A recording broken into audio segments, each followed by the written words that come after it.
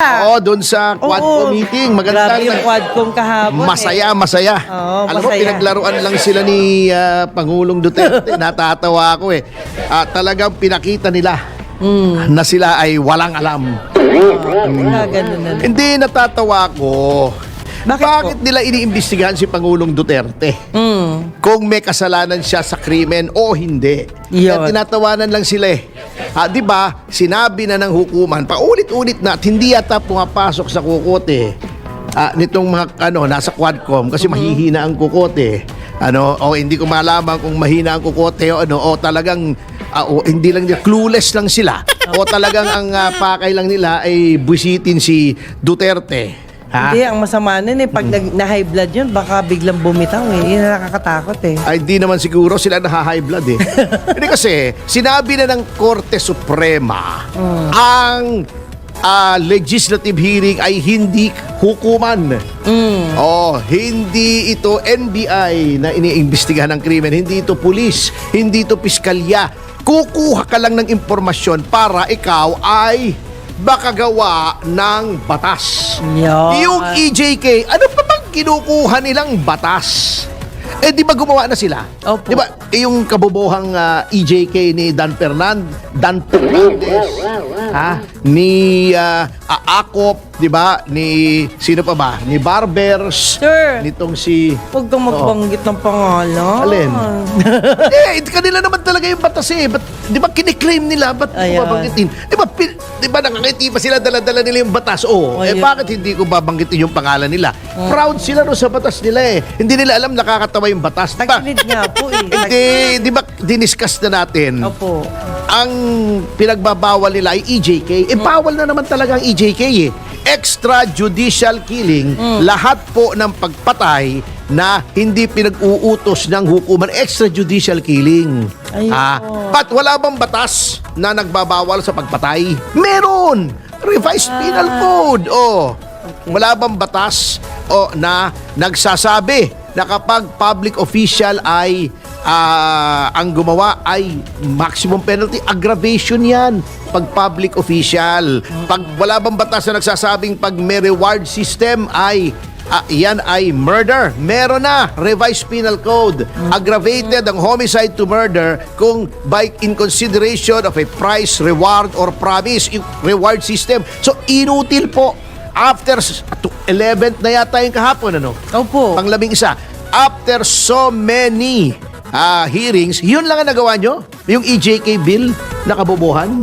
Ay, sayang ang pera namin sa inyo. Sayang ang perang ginastos nyo, panay Jollibee.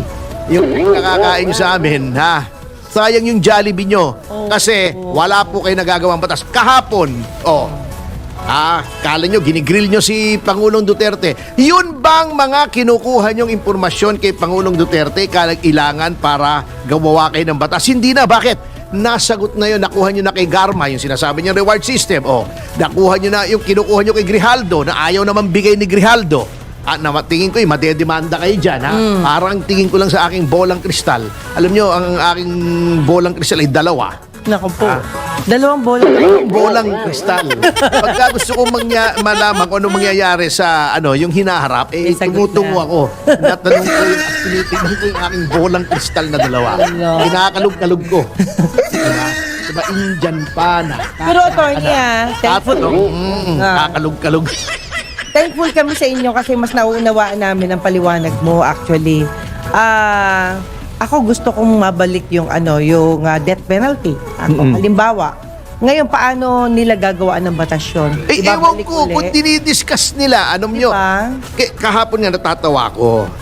Tinatanong niya, answer daw, yes or no. Hindi mo pwedeng gawin yun. Legislative investigation. Ibig sabihin, aware si Duterte ng gano'n. Siyempre, piskal yun Galing. Abogado yun Bakit ba pinofocus nyo sa kanila kung may guilt siya ng krimen? Hindi po trabaho ng legislature yon. Abuso yon. Kaya nga sinasabi, kung gagawin yung parang investigasyon, tatayo ako rito. Di ba sabi ni Pangulong Duterte? Bago sasabihin pa, you answer yes or no. Hindi pwedeng i-answer ng yes or no. Sabi nga, alam nyo, eto na lumabas kahapon ang double standard ng ng Quadcom ang double standard nila sa witnesses. Alam nyo, pwede naman palang tratuhin ang witness na nagpapaliwanag, ha?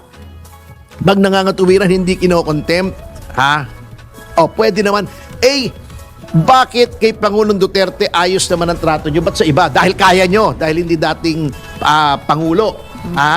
Dahil naalangan kayo. Okay, sasabihin nila, hindi, kasi dating Pangulo yan. Entitled to courtesies. Pero, may equal protection clause po tayo sa konstitusyon. Every person similarly situated should be similarly treated.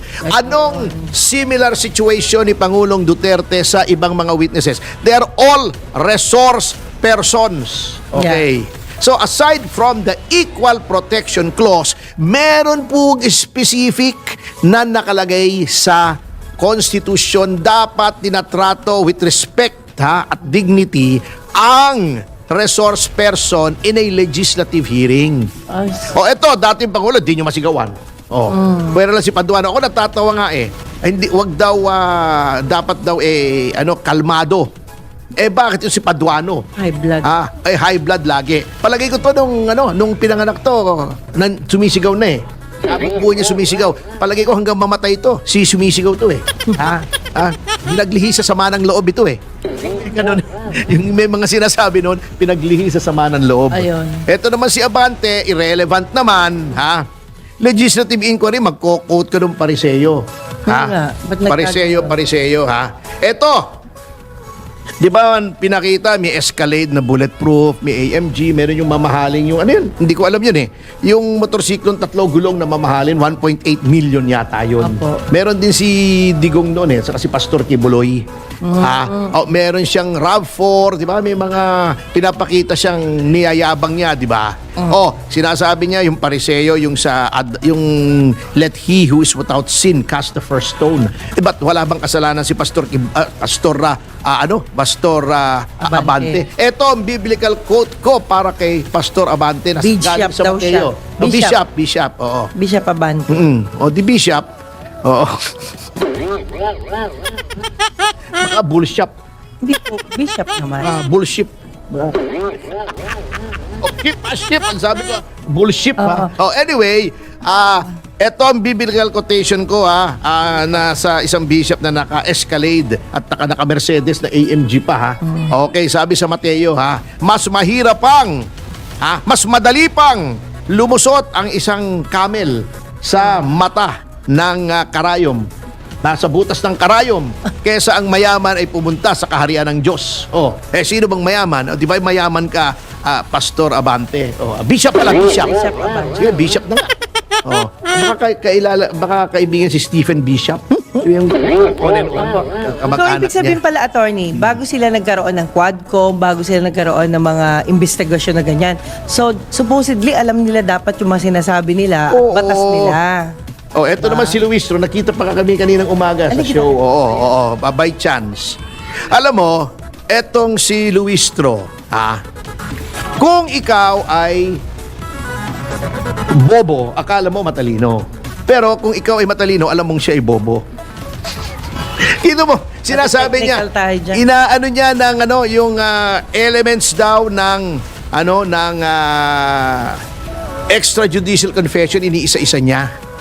Extrajudicial confession yan kasi voluntary yung pag-amin daw ni Pangulong Duterte na siya ay pumatay. Voluntary.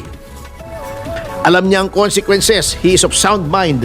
May nakalimutan siya Ang extrajudicial confession po, Congressman Luistro, ay ginagawa during custodial investigation. Hindi po custodial investigation yan. Yan ay legislative hearing. Ayun. Ano sinasabi mo? Besides, tignan nyo yung pinagsasabi nyong nangumpisal si Pangulong Duterte. Sino bang sinabi niyang pinatay niya? May tao ba?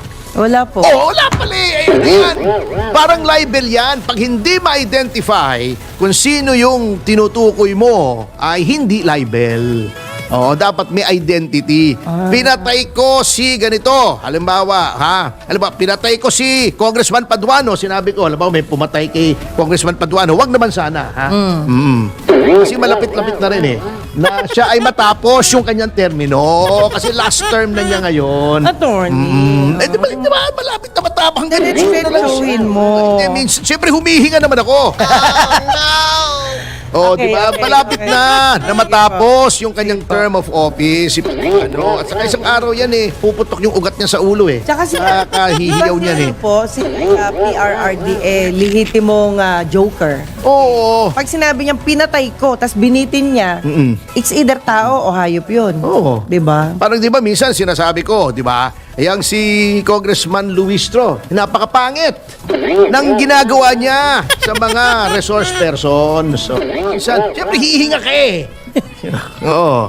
Sige. Pero alam mo, isang napagtanto ko dun sa, dito sa Quadcom hearing kahapon, di ba nandun si dating Senator De Lima? Opo. Magkamukha talaga sila ni Congressman Luistro. So, Ganon. hindi naman masama yun. Di ba maganda naman si Senator De Lima? Di ba? Tama. Maganda. Ang dami nga nagkakagusto sa kanya. Di ba? Si Dayan. O Sus, si Mario Jonel. O kung di ba naman maganda yun eh, magkakagusto ba naman? Yung mga macho yun eh, ha? Opo. Mga macho papa yun eh. Sus, Mariosep. Pero nanonood ngayon si Congressman Luistro kasi sabi niya binabantayan daw niya yung programa mo. Kaya nga sinasabi ko eh. Oo. Para naman, hindi naman sayang yung pagbabantay niya, naririnig niya yung pangalan niya, di ba? Parang si Dan Fernandez. Oh, yeah. Merong bagong word pala gumagawa nga ako unti-unti ng Dan Fernandez Dictionary. Hala. Parang yung subordination by perjury, di ba? O meron siyang bago, different. Sa Dan Fernandez Dictionary, different. Noun. Ang ibig sabihin sa Tagalog doon, iba na.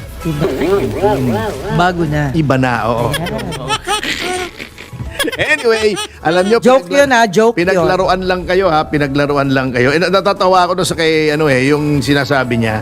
Sabi niya, kino-confirm nyo ba na okay sa inyo pumunta yung ICC rito para imbestigahan kayo? Sabi niya, sipain ko sila. O, kino-confirm ba nyo ba yung sinabi ninyo kay Congressman Manuel na pag binigyan ko ng pamasahe, pupunta kayo sa ICC para magpa-imbestiga? Sipain ko rin sila. Punta ako doon, sipain ko rin sila. Grabe, no? Ay, Yun nako. lang yung response niya. Bago si Manuel naman, sinasabi, anong pinagamitan sa confidential funds? Confidential nga eh! Which part of confidential do you not understand? Oh my God. Yung confi o yung dential? Pag nagre-refer ka sa dictionary, sir, alam nila yun. Oo. If not, talagang di nila alam. Paano kaya yun, no? Ewan ko. Oh. But anyway, baka si Vic, pwede bang magmagandang loob ka na, na kunin yung dyaryo? May maganda akong nakita rito eh. Sa dyaryo. Na Ayun. trivia lang, medyo malihis naman tayo sa politika. Sapagkat Opo. alam nyo, pinakita na naman ng Quadcom yung kanyang ignorance kung anong tunay na function ng legislative inquiry. Ang dami nyo ng informasyon. Yung sinabi ni Pangulong Duterte, okay, pagpalagay mo na, di ba? Naniniwala naman kayo kahit kanino eh. Salamat po. Di ba si Garma, naniniwala kayo na may reward system. Bakit tinatanong nyo pa kay Pangulong Duterte? Yung mga sinasabi nyong pinatay niya, etc. Di ba sinabi na niya yun sa Senado under oath, under the same circumstances. Ba't uulitin nyo pa? Ang gusto nyo lang gisahin siya. Ang nangyari, kayo ang ginagisa. Oo. Hindi naman kayo makaporm. Ito, nasabi na rin yung si Congressman Manuel. Palagi ko interesado siya. Alam mo kasi passionista siya rito. Ayan may nakita pala nandito siya sa ulat sa Filipino Mirror yan. Or sasabihin ni Dan Fernandez, tama. Pag sinabi ni Dan Fernandez, Filipino Mirror, tama rin kasi Filipino tayo Apo. Pero ito Filipino Mirror. Filipino Di ba? Mirror. Okay. Yan sabi niya, lumang sapatos nakita 5,500 years old na kwerong sapatos. Leather. Alam mo kung saan nakita, sa Areni Cave, sa Vayots, sa Armenia. Baka interesado si Congressman Manuel dito kasi Hindi, pasyonista yun. Di ba maganda magdamit yun? Mahilig sa sapatos yun. Etong lumang sapatos na nakita sa Vayots, sa Armenia, magandang, ano dito, balita to para sa kanya palagay ko. So,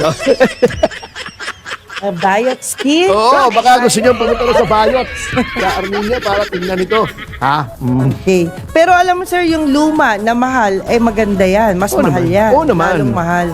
Antique ang tawag niyan, di ba? Kaya nga si Dilima, mahal siya ni Jonel. Kaya. Kasi luma siya na mahal. Oo, diba? Oo. Matelo talaga. Sabi mo, wag na. Okay, bata. Sige, tama na, titigil na ako kasi napanood naman nila. Opo. Oo, sila na maghusga dyan. Sige na, sige na. Sige na, oo. Different na naman, different top. Sabi nga ni Dan Fernandez, different topic naman. Oo. Allah. Talaga, sir. Oo, ano muna tayo, we will relieve. We will relieve. Pero meron... We will relieve temporarily, ha? We will relieve. Opo. Pero sabi nga po, avoid someone disrespect your relationship. Yan. Parang ganun yung nangyayari sa kanila. di ba? Bakit? Yung mga...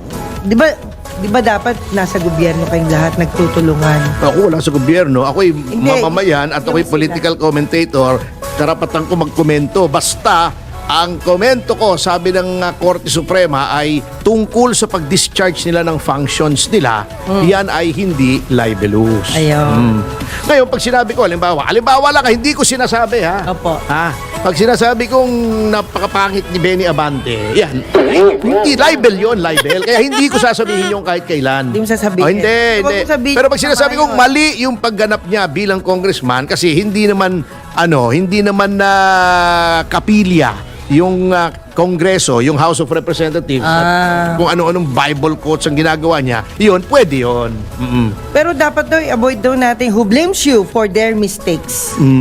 I don't blame them. Their mistakes are their own. Are there? Oo. Galing na Hindi ko galing. kasalanan yun. Hindi ko mahuli. Okay, sabi nga po, pretends to back you up. Sino yung mga nandun? Pretends na... Ay, hindi. Maraming ganyan na pagka ikaw ay wala na sa poder. Ayan, yan ang mga congressman na noon, war on drugs, palakpakan sila. Yay! Tuntua sila. Oo, tuntua sila. Sige, we support the war on drugs. Magaling na presidente yan. Ngayon, anong ginagawa nila? Ang tawag yan mga balimbing. Masarap yun pang-asim ng kwan, di ba? Sinigang. Sinigang. Uses you to benefit. Ganon daw sila. Kung siyempre, nagra-ride on sila sa kasikatan ni PRRD. Oo. Okay. Kasi alam nila maraming manonood sa kanila pag nandun si PRRD. Oh. Marami naman, di ba? Sa YouTube, sa mga lahat. channel. Kaya ang gagawin nila, magpapagawa sila ng magagandang damit, yung mga Maria Clara, di ba? Mga magagandang Amerikana. By the way, yung congressman dyan, yung pareho tayo ng sastre. Hindi pa bayad? Uy, nagbayad ka na ba? Mama naman yung sastre natin, hindi naman big time na sastre yun. Ayun. Bayaran mo naman. Gawin mo naman yung sistema ko, 50% down pag deliver, full By payment. full payment. Oo, wag mo na mautangin. Utangan mo na lang yung ibang mayayaman, yung mga kapwa mo congressmen. Wag yung sastre natin, boss. Oh. Pero attorney, paano yun? Karamihan sa kanila ay mali yung batas na ginagawa nila. What will happen soon? Hindi, mali. Hindi, alam naman ng mga tao Bakit? Tignan mo yung komento. Sa ABS-CBN ito Opo. Neutral ito, nung binobroadcast nila. Ang komento siguro 90% kontra sa mga congressmen. Kung akala nila nakakapunto sila, nagkakamali sila. Ayun. Yun ang pagkakamali nila. Here at the Blue